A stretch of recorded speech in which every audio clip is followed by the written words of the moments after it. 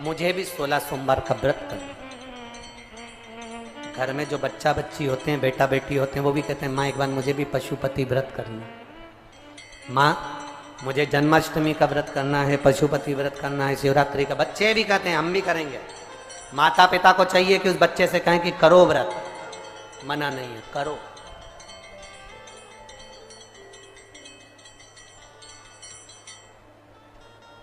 करो व्रत, व्रत करने में मना नहीं।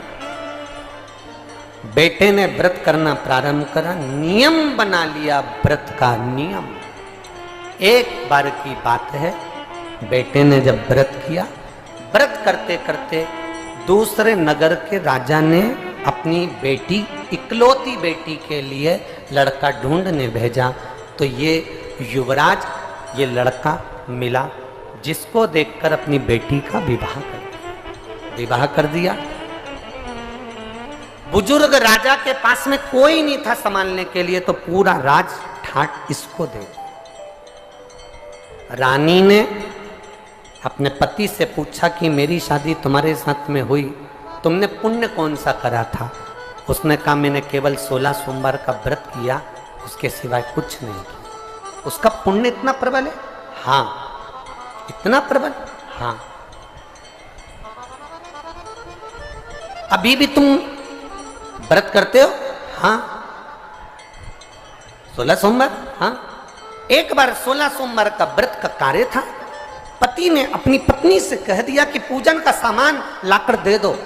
शिव महापुराण की कथा यहां तक वर्णन करती है, पशुपति व्रत करो तो अपने हाथ से प्रसाद बनाओ, पशुपति व्रत करो तो अपने हाथ से थाली लगाओ। शंकर भगवान की हरतालिका तीज का व्रत करो, चाहे पशुपति व्रत करो, चाहे शिवरात्रि का व्रत करो, अपने हाथ से पूजन की थाली लगाना चाहिए, जमाना चाहिए। अपने हाथ से पूजन की थाली को तैयार करना चाहिए। दिया बाती सब अपने हाथ से, अपने हाथ। और आज हम कहने में पीछे नहीं हटेंगे, एक बात जरूर आपसे कहेंगे, अगर आप स्वीकार करेंगे तो। पशुपति व्रत करने वाली माताओं से निवेदन है, आप जो मंदिर में 6 दिए लेकर जाती हो, उस 6 दिए में जो बत्ती बनाकर ले जाती हो, वो बत्ती बाजार की बनी होने की अपेक्षा रुई से अपने हाथ से बनाकर लेकर जाना। फिर पशुपति व्रत का फल मिले कि ना मिले बताना जरूर। बाजार की बनी बनाई बत्ती, यहां तक पशुपति व्रत में हमने यहां तक कहा कि बाजार का प्रसाद नहीं, अपना बनाया हुआ प्रसाद रखो। बोला था कि नहीं बोला था? जितनी माताएं बेटी बोलो जरा जम के, बोला है ना? अपने मीठे चावल बना लो, हलवा बना लो, खीर बना लो, जो 3 हिस्से कर सको वो बना, अपने हाथ से सिद्ध कर। 6 दियों में जो बत्ती रखो वो भी अपने हाथ से बटी हुई, अपने हाथ से बनी हुई। बाजार की रखोगे, फल कितना मिल रहा है हमको नहीं मालूम, पर एक बार इस शिव महापुराण के कहने से अपने हाथ से रुई को बटकर बत्ती बनाकर 6 दिए में रखकर प्रसाद रखकर पशुपतिनाथ का व्रत जब करो, 6 दिए जमीन पर रखकर 5 दिए प्रज्वलित कर कर, 1 दिया जो बिना जला है उसको थाली में रखकर प्रसाद का 1 हिस्सा वापिस लेकर जब अपने दरवाजे पर दिया लगाओ, अपनी हाथ से बनी हुई बत्ती 5 मंदिर में, 1 अपने दरवाजे पर जब तुम लगाओगे, उसका जो फल मिलेगा आपको सोच से परे होगा, उसका एक आनंद ही दूसरा।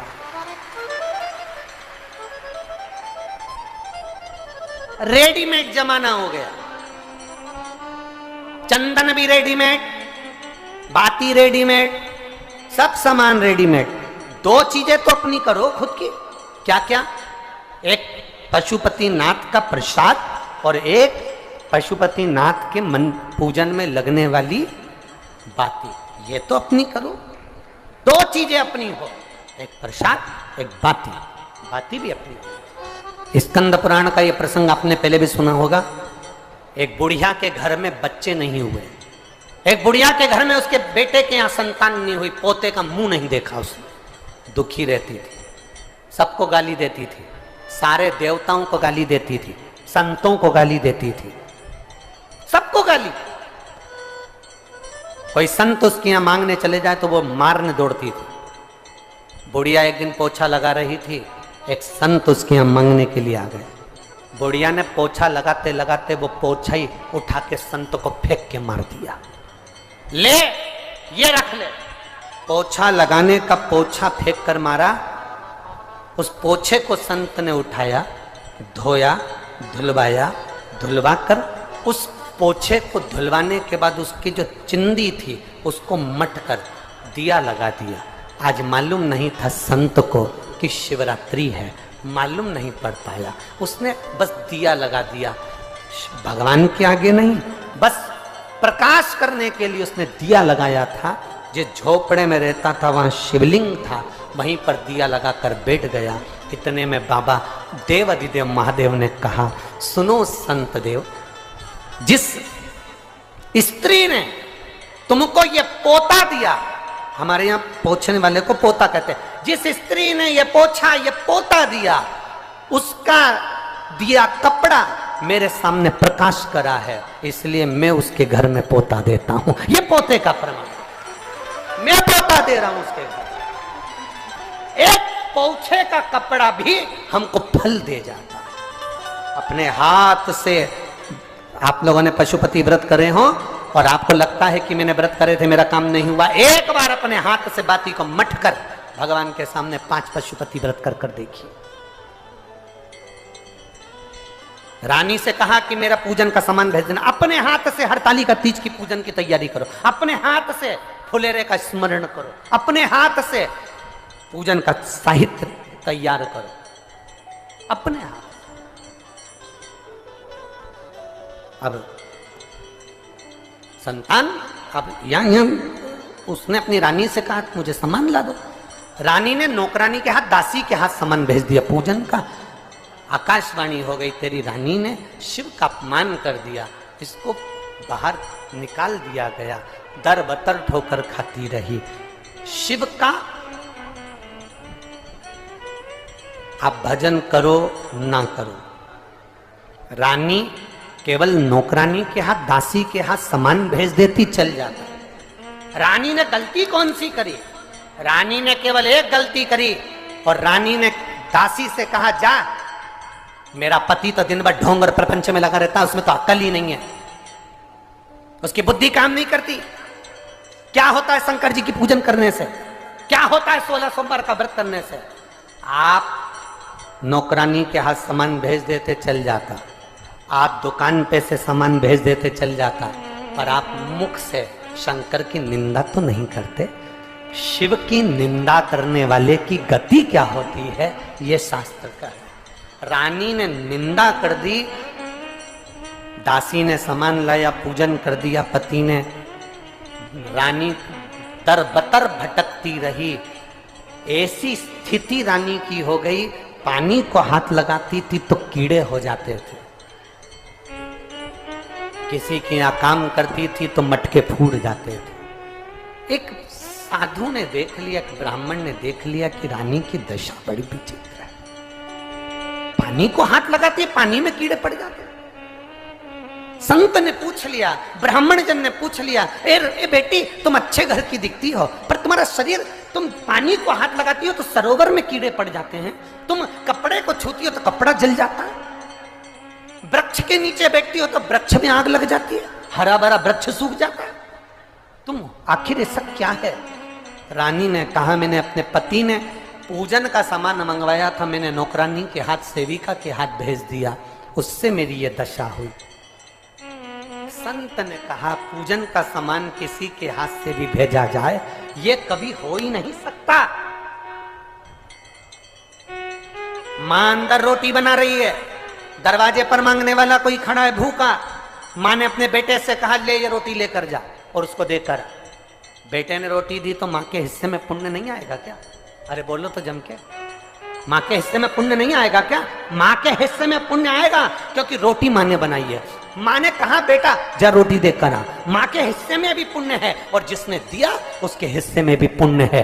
तो यहां अगर तुमने नौकरानी को भेजा कि ये सामान रख के आओ, पूजन का सामान देकर आओ, तो इतने में तो तेरी ये गति नहीं होना चाहिए थी, तेरे ऊपर इतना बड़ा दोष नहीं होना चाहिए, तेरी ये गति होना ही नहीं चाहिए। तू झूठ बोल रही है कि तूने सामान भेजा तो भगवान नाराज हो गए और मेरे हाथ ऐसे हो गए, मेरा शरीर ऐसा हो गया कि बेकार, ये हो ही नहीं सकता। तू झूठ बोल रही है, तू झूठ बोल रही है, ये तेरी गति ऐसे नहीं हो सकती। तब रानी ने कहा मैंने तो बस यही करा था, नौकरानी के हाथ भेजा था। नहीं, तू याद कर कि तूने करा क्या, तू करी क्या है वो याद कर लेगा।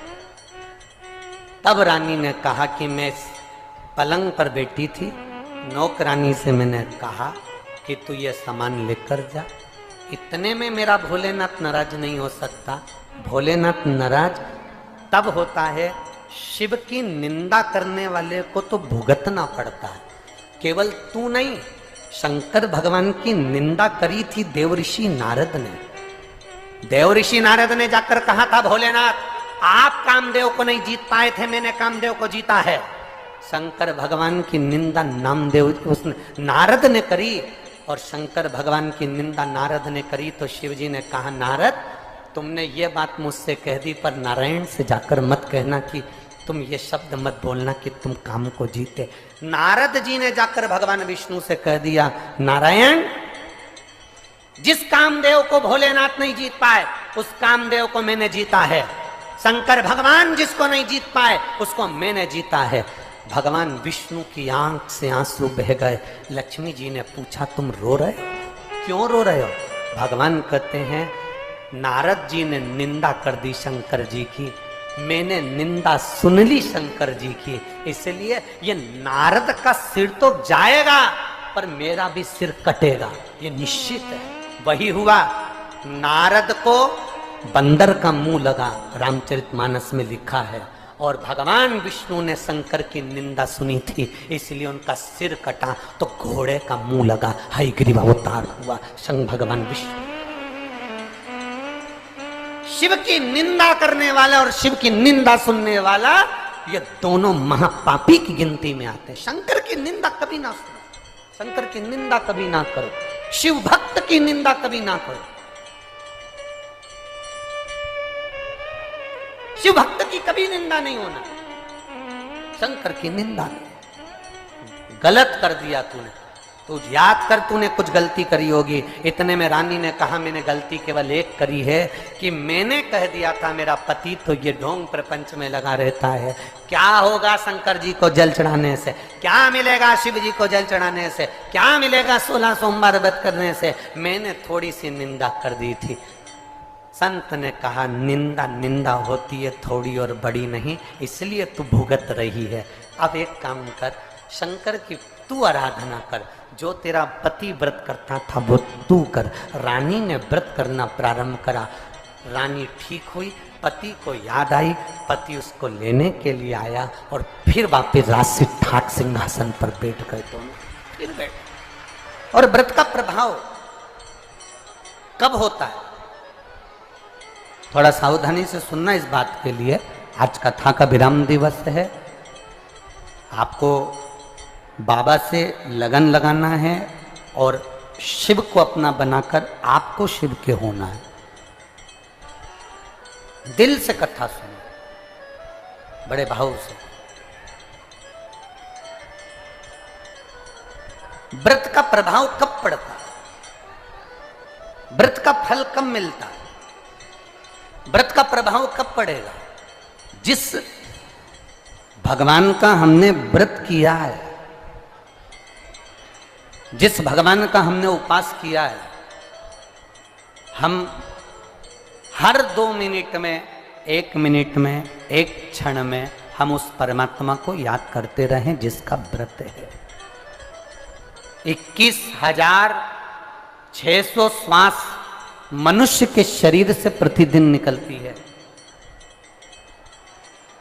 कितनी श्वास? 21,600 श्वास मनुष्य के शरीर से प्रतिदिन निकलती है। 3.5 करोड़ रोम छिद्र ये मनुष्य के शरीर में है, और 21,600 श्वास प्रतिदिन निकल रही है।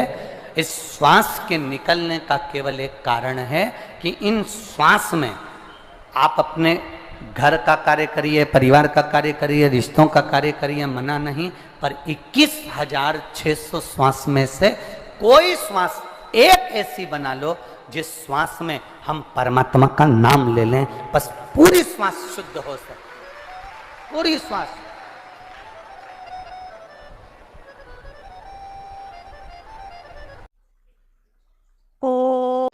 श्री शिवाय नमस्तुभ्यम दोस्तों, श्री शिवाय नमस्तुभ्यम, श्री शिवाय नमस्तुभ्यम, श्री शिवाय नमस्तुभ्यम।